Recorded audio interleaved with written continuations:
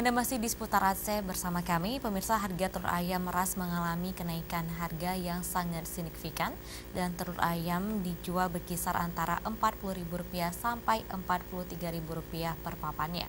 Padahal Ramadan lalu harga telur ayam pada kisaran Rp36.000 sampai Rp38.000.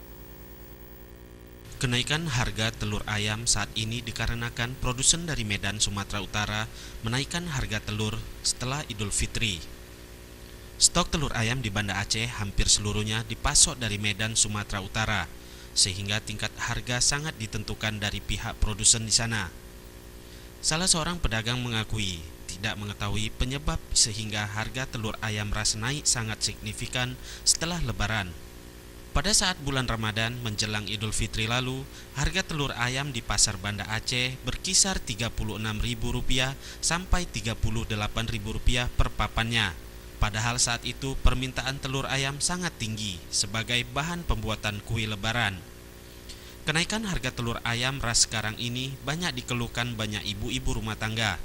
Mereka terpaksa membatasi pembelian telur untuk menghemat anggaran belanja untuk kebutuhan lain. Tim Liputan Aceh TV.